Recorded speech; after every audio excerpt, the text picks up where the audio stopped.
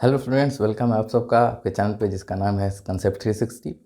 आज मैं जो कंसेप्ट लेके आया हूँ यह है वेरिएबल एक्सेलरेशन का। इसके पहले जो हम लोगों ने वीडियो किए थे वो था कांस्टेंट एक्सेलरेशन का केस। उसके ऊपर मैंने 3-4 क्वेश्चंस को डिस्कस किया था और उसके कंसेप्ट्स को आप लोगों को समझाया था। आज मैं उसी हिसाब से इसके कंसेप्ट को समझाऊंगा। उसके बाद हम लोग इसके रिलेवेंट क्वेश्चंस को लेंगे और कंसेप्ट को समझेंगे। तो प्लीज़ वीडियो पे बने रहिए और वीडियो पसंद आए तो लाइक कीजिए, शेयर कीजिए, अपने कमेंट्स ज़रूर दीजिए। चलिए स्टार्ट करते हैं। Variable acceleration. वेरिएबल एक्सेलरेशन का मतलब होता है एक्सेलरेशन इज नॉट कांस्टेंट। ठीक है, जैसा कि नाम से पता चल रहा है। ये केस जब होता है तो इसका मतलब क्या होता है? एक्सेलरेशन क्या है? एक्सेलरेशन है rate of change of velocity. ठीक है, एक्सेलरेशन क्या है? It is rate of change of velocity. ठीक, यानी अगर ये कांस्टेंट नहीं है तो इसका मतलब जो वेलोसिटी में चेंज आ रहा है वो भी कांस्टेंट नहीं है। सपोज t इक्वल टू 0 पे बॉडी रेस्ट पे है, t इक्वल टू 1 पे बॉडी की वेलोसिटी बढ़ के हो गई v। फिर t इक्वल टू 2 सेकेंड पे वेलोसिटी बढ़ के हो गई 3v। फिर ये बढ़ के हो गई सपोज 6v। तो यहां पे देखिए कॉन्स्टेंटली पॉजिटिव एक्सेलरेशन को हम लोग मान रहे हैं। ठीक है, तो जब एक्सेलरेशन पॉजिटिव है तो इसका मतलब वेलोसिटी कंटिन्यूअसली इंक्रीज कर रही है। यहां पे देखिए 1 सेकेंड में जो वेलोसिटी में चेंज आया डेल्टा वी, वो कितना आया? v के बराबर। फिर यहां पे जो 1 सेकेंड है इसमें कितना चेंज आया? इसमें आया 2v के बराबर। और फिर यहां पे जो डेल्टा v है वो कितना आया? वो 3v के बराबर। तो कॉन्स्टेंटली देखिए जो डेल्टा v है that is change in velocity, वो कांस्टेंट नहीं है। तो मैं बोल सकता हूं delta we gain is not constant, यानी इक्वल टाइम इंटरवल पे जो वेलोसिटी में गेन है वो कांस्टेंट नहीं है। और यही होता है आपका सबसे बेसिक फंडा वेरिएबल एक्सेलरेशन का, कि वेलोसिटी गेन दो कंसेक्यूटिव टाइम पे कांस्टेंट नहीं होगी। ठीक है, इसमें एक और जगह पे जहां पे आप लोगों से क्वेश्चन फंस सकता है वो है ये एवरेज वेलोसिटी। जब एक्सेलरेशन वेरिएबल हो उस जगह पे जो एवरेज वेलोसिटी आती है उसके लिए हम लोग del S by del T का यूज करते हैं, that is change in displacement by total change in time. ठीक है, यहां पे एवरेज वेलोसिटी के लिए हम लोग इस फॉर्मूला को यूज नहीं कर सकते। ठीक है, ये वैलिड नहीं है इस केस में। ठीक है, ये इस केस में वैलिड नहीं है और ये जो है ये हर केस में वैलिड है, हर केस में वैलिड है, चाहे एक्सेलरेशन कांस्टेंट हो या एक्सेलरेशन वेरिएबल हो, इसको हम लोग हमेशा अप्लाई कर सकते हैं। और ये सिर्फ और सिर्फ वैलिड तब होता है जब एक्सेलरेशन जो है वो कांस्टेंट होता है। ठीक है, इतना सा पॉइंट आप लोगों को दिमाग में रखना है। और एक चीज आप लोगों को पता होनी चाहिए, क्या? Parameters of motion. Parameter of motion क्या क्या होते हैं? पैरामीटर ऑफ मोशन जो होता है वो होता है एक्सेलरेशन, वेलोसिटी और डिस्प्लेसमेंट। ठीक है, तो इन पैरामीटर्स में आपस में रिलेशन होता है। क्या रिलेशन होता है? Velocity equal to D S, मैं डिस्प्लेसमेंट को एस लिख रहा हूं, D S by D T. Acceleration equal to D V by D T. ठीक है, यहां पे अगर मैं डी टी को D V by D T को डी एस से ऊपर नीचे मल्टीप्लाई कर दूं तब क्या हो जाता है? ये हो जाता है velocity D V by D S. मतलब यहां पे जो एक्सेलरेशन है वो rate of change of velocity with respect to time है और यहाँ पे rate of change of velocity with respect to displacement. ठीक है, तो ये फॉर्म, ये फॉर्म, ये फॉर्म, ये तीनों फॉर्म आप लोगों को पता होने चाहिए, और हम लोग इसी का यूज करके और कैलकुलस का यूज करके क्वेश्चंस को डील करेंगे। तो आप लोगों को फंडामेंटल कैलकुलस, इंटीग्रेशन, डिफरेंशिएशन आना चाहिए, ताकि आप लोग इस तरीके के क्वेश्चन को, खास करके वेरिएबल एक्सेलरेशन के क्वेश्चंस को कर पाए। ठीक है, तो चलिए इतने से कंसेप्ट के साथ हम लोग क्वेश्चंस को डिस्कस करते हैं और क्वेश्चंस में इस कंसेप्ट को अप्लाई करके देखते हैं। चलिए नोट कीजिए, चलिए देखते हैं इस क्वेश्चन को क्या कहता है। कहता है particle initially at t equal to 0 moving with velocity u is subjected to a retarding force. As a result, it deaccelerates at a rate of a equal to minus k root v, where v is instantaneous velocity, k is positive constant. Find time t taken by particle to come to rest. तो ये है condition. ठीक है, इस acceleration के साथ body decelerate कर रहा है। अब कितनी देर बाद बॉडी रेस्ट पे आएगा। ठीक है, तो देख सकते हैं आप लोग कि यहाँ पे जो एक्सेलरेशन है ये वेलोसिटी का फंक्शन है, यानी एक्सेलरेशन जो है वो वेलोसिटी पे डिपेंड करती है, और एक्सेलरेशन जो है वेलोसिटी के साथ कमेगी और बढ़ेगी। तो इसका मतलब ये कौन सा केस है, ये है आपका वेरिएबल एक्सेलरेशन का केस। तो इस टाइप के क्वेश्चंस को किस तरीके से डील करते हैं, सबसे पहले हम लोगों को इसमें कैलकुलस का यूज करना होगा। कैसे, देखिए एक्सेलरेशन क्या दिया हुआ है, एक्सेलरेशन दिया हुआ है माइनस के रूट वी के बराबर। ठीक, और हमको क्या पूछा है, टाइम जब ये बॉडी रेस्ट पे आ जाती है, रेस्ट यानी उसकी वेलोसिटी 0 हो गई, तो हम D V by D T लिख सकते हैं एक्सेलरेशन को, रूट वी, और फिर डी टी को क्रॉस मल्टीप्लाई करें तो ये बन जाता है D V by root V और minus K D T.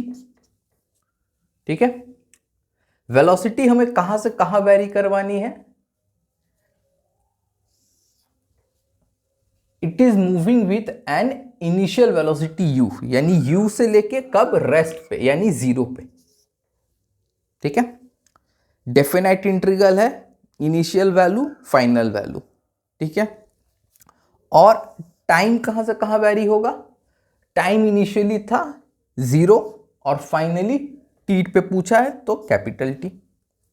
Okay, इसका इंटीग्रेशन करते हैं हम लोग, तो इसका जब इंटीग्रेशन करेंगे तो इसका आंसर आएगा v to the power half 2।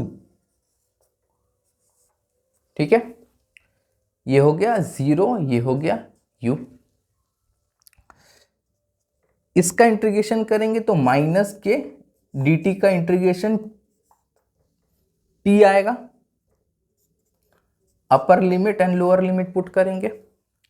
जब हम लोग यहाँ पे अपर लिमिट को पुट करेंगे यहाँ पे, तो ये क्या हो जाएगा, ये हो जाएगा, मैं यहाँ लिखता हूँ, ये हो जाएगा 2 into 0 to the power half minus 2 u to the power half equal to minus K t minus 0। मैं थोड़ा सा स्लो कर रहा हूँ ताकि जो बच्चे 11 में हैं उन लोगों को ये समझ में आए, उनके लिए ये कैलकुलस थोड़ा सा नया होता है। तो ये पूरा 0 हो गया और ये हो गया minus 2u to the power 1/2 minus K T, minus से माइनस कैंसिल, तो t इक्वल टू कितना आ गया,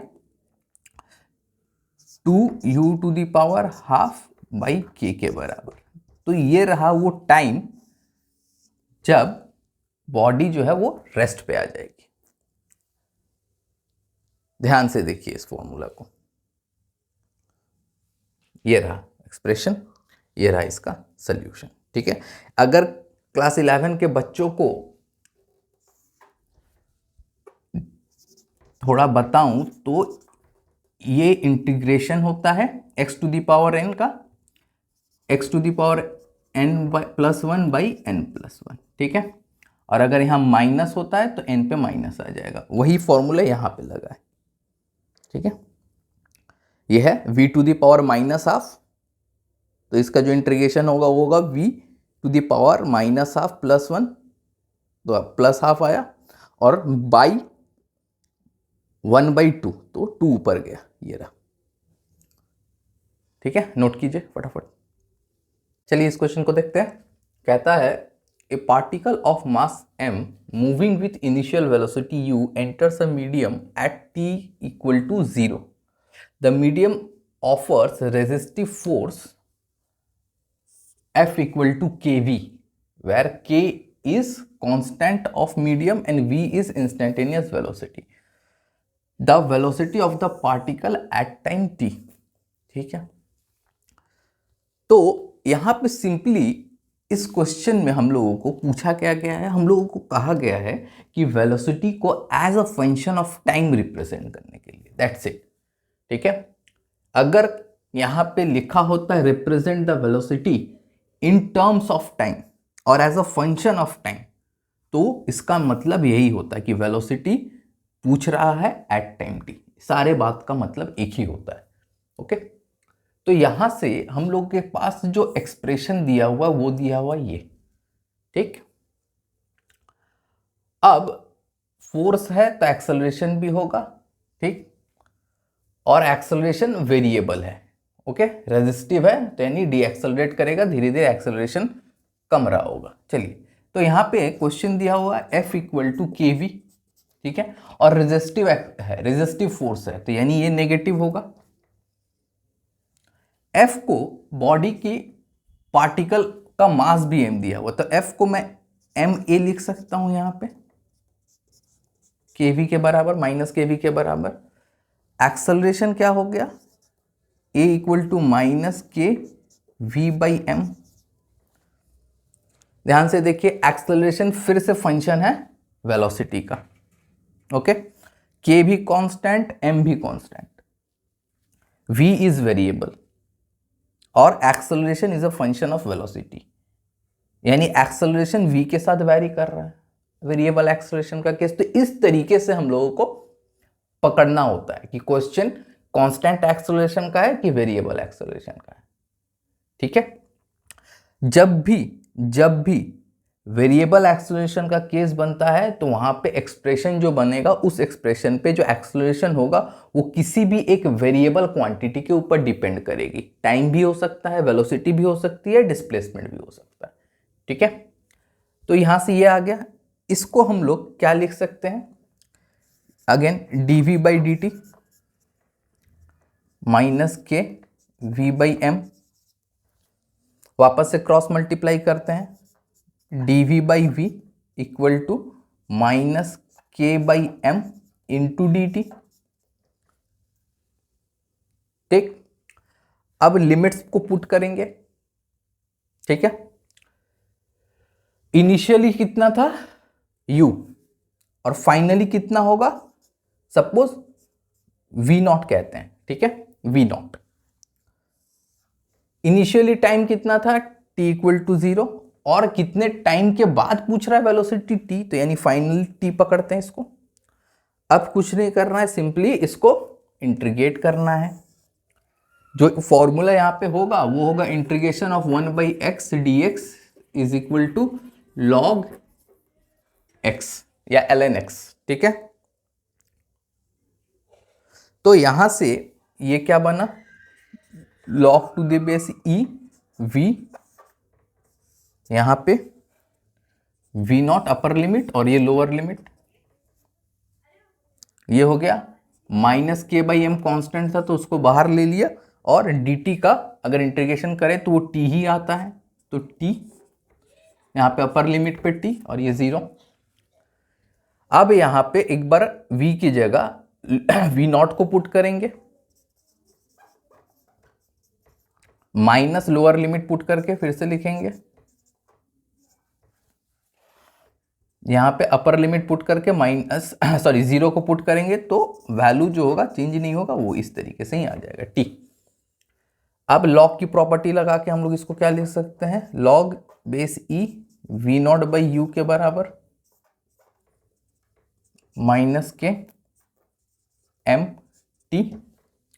अब यहां से हम लोग को वी नॉट निकालना है, तो V nought by U equal to लिख सकता हूं E to the power minus K T by M. ध्यान से देखिए, और यहां से जो वी नॉट आ गया वो कितना आ गया, u into E to the power minus K T by M. तो ये रहा हमारा वेलोसिटी एट टाइम t। ध्यान से देखिए, देखिए ये सेम क्वेश्चन है।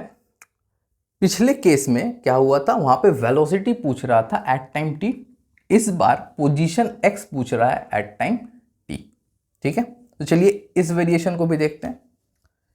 यहां पे हम लोगों को मिला क्या था, हम लोगों को वेलोसिटी मिल चुका है। ठीक है, velocity as a function of time.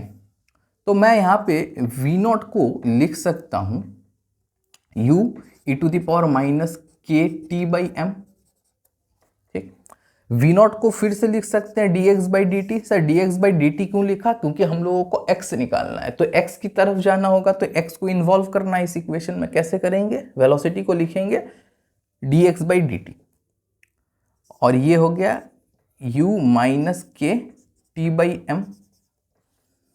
यहां से फिर से क्रॉस मल्टीप्लाई करते हैं, dx equal to U E to the power minus K T by M D T.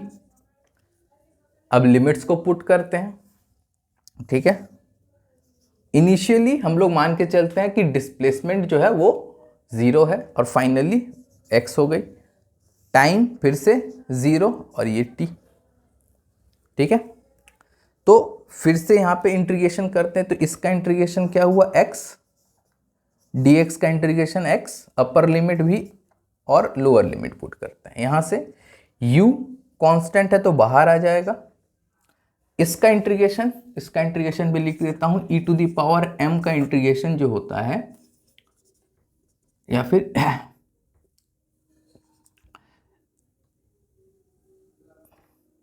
mx का जो इंटीग्रेशन होता है वो होता है E to the power mx by m।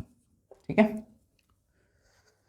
तो यहां पे देखिए, यहां पे E to the power minus K by M है। ठीक है, कांस्टेंट, और t है आपका वेरिएबल, तो यहां पे ये बनेगा minus K M T divided by minus K by M. उस वाले फॉर्मूला से इसको चेक कीजिए। ठीक है, अब क्या कर सकते हैं, अब यहां पे लिमिट्स को पुट करते हैं t से 0 तक। ओके, यहां पे लिखता हूं, ये हो गया x माइनस 0 x। यहां पे ये क्या हो जाएगा, ये रेसिप्रोकल होगा, ऊपर जाएगा, और एक मिनट, ये upper limit lower limit t, और ये 0। ठीक ही है, तो यहां से ऊपर गया u, मैं स्टेप जंप नहीं कर रहा हूं, ये हो गया माइनस m बाई के ई to the power minus K T by M, minus यहां पे t को 0 पुट करते हैं, ये 0 हो जाएगा। ये 0 नहीं होगा, 0 पुट करते ये पूरा का पूरा 1 हो जाएगा। ठीक है, ये पूरा 1 हो जाएगा, और यहां पे हो जाएगा माइनस m बाई के। ठीक है, और ये माइनस मिलके यहां पे प्लस होगा, और यहां से अगर मैं m बाई के को कॉमन ले लूं तो ये हो जाता है u into M by K 1 minus E to the power K T by M X. ठीक है, तो ये रहा हमारा एक्सप्रेशन। ठीक है, तो एट टाइम t जो डिस्प्लेसमेंट होगा वो ये होगा U M K into 1 minus E to the power minus K T by M. ठीक है, नोट कीजिए। चलिए देखते हैं इस क्वेश्चन को। कहता है the distance x cover by a body in time t is given by X square equal to T square plus 2t plus 3। Acceleration of the body will vary as option A है 1/x, option B है 1/x², option C है 1/x³ और option D है 1/x⁴। Okay, तो देखिए हम लोगों को एक्सेलरेशन पूछा है और डिस्प्लेसमेंट के का रिलेशन दिया हुआ हमारा टाइम के साथ, यानी एक्सेलरेशन को फाइंड करना है और दिया है डिस्प्लेसमेंट, यानी डिस्प्लेसमेंट से एक्सेलरेशन जाना है। तो डिस्प्लेसमेंट से जब एक्सेलरेशन जाएंगे तो हम लोगों को कैसे जाना होगा, डिफ्रेंशिएट करके। तो याद रखिए v इक्वल टू होता है dx/dt, acceleration equal to dv/dt, और अगर डिस्प्लेसमेंट के हिसाब से लिखे तो ये होता है d2x/dt², यानी double order derivative of x। तो यानी इस इक्वेशन का डेरिवेटिव हमको करना होगा 2 बार, तभी हम एक्सेलरेशन तक पहुंचेंगे। तो चलिए पहले डिफरेंशिएट करते हैं। तो पहले अगर डिफरेंशिएट करेंगे, इसको इक्वेशन 1 नाम देता हूं, तो लिखता हूं differentiating equation 1 with respect to t। तो पहला बार क्या हो गया, ये हो जाएगा 2x dx/dt equal to 2t plus 2। 2 को कॉमन लेके काट दीजिए, dx equal to t plus 1। ठीक है, ये हो गया हमारे पास इक्वेशन 2। अब dx/dt आ चुका है, हमको चाहिए d2x/dt²। तो इसका डेरिवेटिव फिर करना होगा, तो differentiating equation 2 with respect to t again. तो जब इसका डेरिवेटिव करेंगे तो देखिए यहां पे हम लोग मल्टीप्लिकेशन रूल को लगाएंगे। मल्टीप्लिकेशन रूल क्या होता है, अगर 2 फंक्शन है u और v, ये v वेलोसिटी वाला नहीं है, ठीक है, u और v दोनों ही x के फंक्शन है, तो इसका जो डेरिवेटिव होता है वो कैसे होता है, v into D U by D X plus u into D V by D X. ठीक है, तो अगर यहाँ पे हम uv लगाए, सपोज ये u है, तो इसका जो डेरिवेटिव करेंगे तो ये भी dx/dt आएगा, तो dx/dt इंटू dx/dt, dx/dt का होल स्क्वायर प्लस अगर हम x इंटू इसका डेरिवेटिव करें तो ये d2x/dt आ जाता है इक्वल टू 1। ये हो गया हमारा इक्वेशन 3। अब ये तो हो गया हमारा एक्सेलरेशन। अब इसको इस तरीके से सिंप्लीफाई करना है ताकि हम लोग इस एक्सेलरेशन को सिर्फ डिस्प्लेसमेंट के या x के टर्म में लिख पाए, तभी हम लोग इसको बता पाएंगे। ध्यान से समझिए, बहुत धीरे स्लो बता रहा हूं। तो क्या करते हैं, हम लोग इस पूरे इक्वेशन को x² से मल्टीप्लाई कर देते हैं। Multiply 3/x²। तो यहां से ये हो गया x² dx/dt का whole square plus x³ into a equal to x²। देखिए अब यहां से देखिए, इसके ऊपर भी स्क्वायर, इसके ऊपर भी स्क्वायर, तो इसको क्या लिख सकते हैं, x इंटू dx/dt का होल स्क्वायर। ठीक है, और x इंटू dx/dt क्या है, t प्लस 1, तो मैं यहां पे लिख सकता हूं t प्लस 1 का होल स्क्वायर। ध्यान से समझिए, प्लस x³ इंटू a, और x² को हम लोग क्या लिख सकते हैं यहां से, t के बराबर, यानी t² प्लस 2t प्लस 3 के बराबर। ध्यान से देखिए, अब यहां पे a प्लस बी का फॉर्मूला लगाया तो a² plus 2ab plus b² plus x³ a t² plus 2t plus 3, ये और ये कैंसिल, ये यहाँ जाएगा तो हो जाएगा 2, तो a 2/x³। ठीक है, तो ये बन जाता है, 2 तो कांस्टेंट है तो हम यहाँ से कह सकते हैं a is inversely proportional to 1/x³। तो हमारा ऑप्शन बन जाता है सी। ठीक है, सब कुछ ठीक है, सारा कैलकुलेशन ठीक है, तो ऑप्शन बन जाता है C, a is inversely proportional to 1/x³। चलिए ध्यान से देखिए इस सॉल्यूशन को और नोट कीजिए।